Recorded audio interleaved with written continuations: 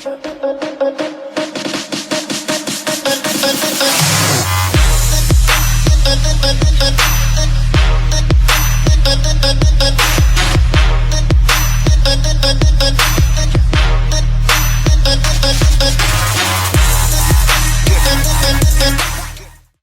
what's up, neighbors? Welcome to the Big Idea Camp's weekly lesson video. And we are here. It is the fourth week. It is the final week. It is the final lesson video for the month of April. Holy moly, we are flying by this school year, this year in general. I hope you've kept up. I hope you'd enjoyed the lesson so far. But the landing gear is down. We are going to be finishing our discussion about this month's big idea value. And next week, we're going to learn a whole new value that finishes up our school year. I'm excited. We only have one more to go. But first, let's finish up this month. Let's finish it up well. What have we been talking about? We've been talking about peace.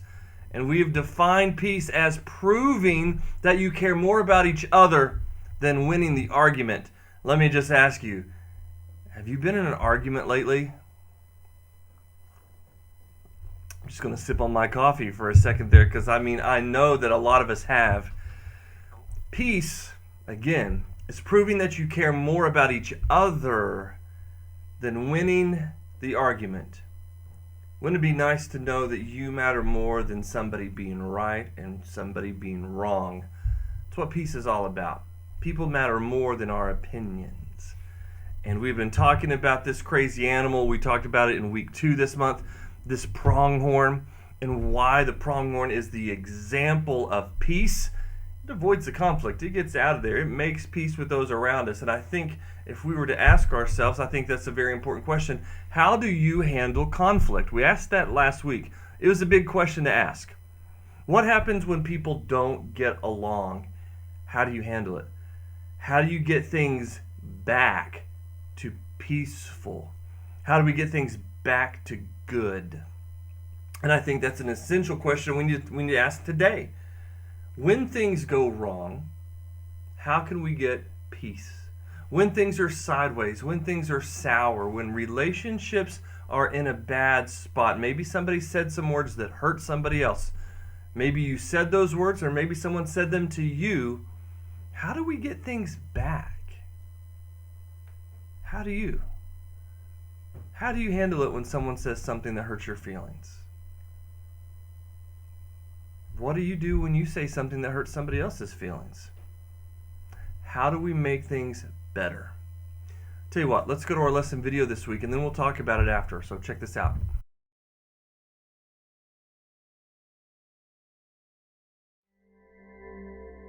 At first, I thought Aaron's rock painting party was a great idea. Rowan and I were both invited. Everyone was having fun.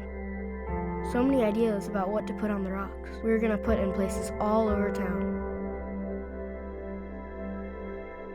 I set my rocks on the table, and I got kind of distracted. I played with Aaron's dog, and I guess I got carried away. When I came back, Rowan had given my rocks to other people. There was only one left. I know he's my little brother, but he always seems to do something to make me really mad. I know I said some pretty mean things. I kind of forgot we were at a party. I felt horrible, and I know I still have a lot of work to do to make this right. I hope Rowan understands that I messed up, but I still care a lot more about him than any rock, no matter how it's painted.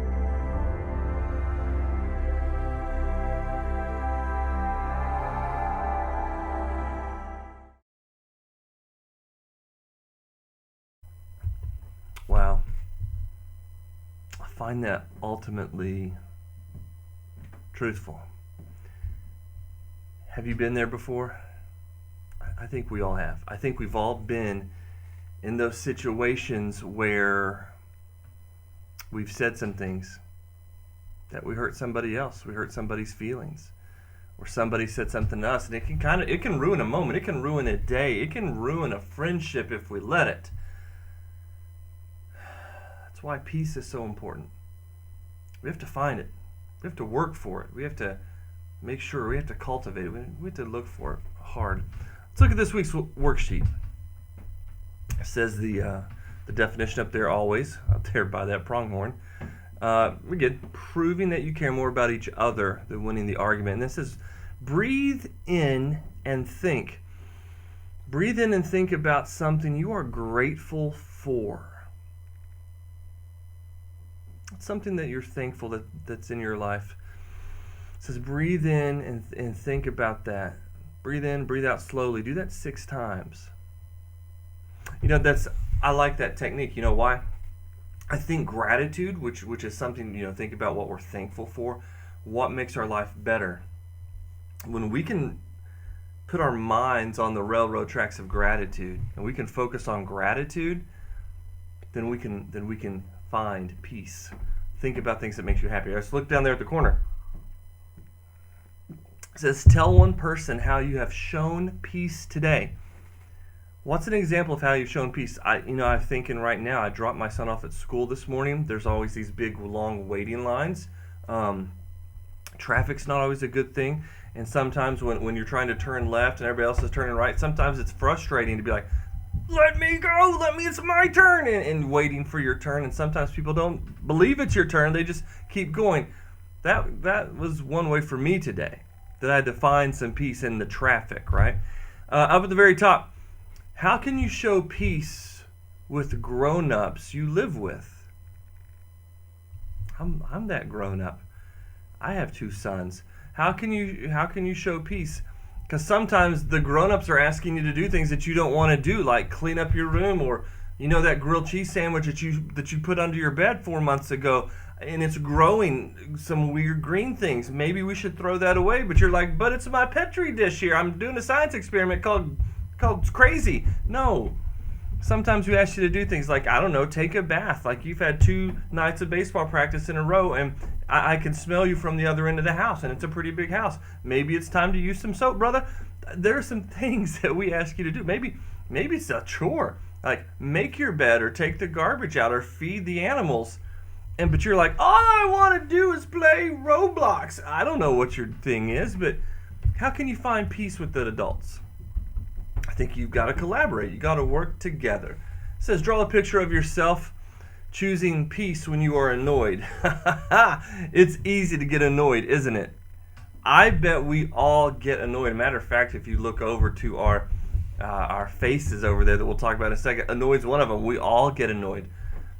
It's not hard to get annoyed. And I'm telling you right now, it's not wrong to get annoyed. Annoyed is a normal feeling. But draw a picture of yourself of how you choose peace when you're annoyed. When you get annoyed, it's going to happen. What do you do? How do you choose peace from it? So, draw that picture. I'd love to see that. I would love to see that. Why don't you get your family to take a picture of your picture and send it to the Big Idea Camp? I would love to see your picture because I imagine you do something incredible. And again, how do you feel today? We've done this every week this school year. It's one of my favorite things because it means a lot that you can measure how you're feeling. Are you happy? Are you tired? Are you angry, sad, sick, frustrated, annoyed, calm, scared, worried, proud, or other? How do you feel right now? And here's the fun part. I say it a lot, and maybe you're tired of me saying it, but I'm not going to ever stop saying it. No matter how you feel, you're not wrong. It's okay to be angry. It's okay to be sad. It's okay to be scared and annoyed or worried. I just don't want you to stay there. I am so proud of you for knowing how you feel, but I'd much rather you talk about it and grow from it than just stay there. That's very important to me.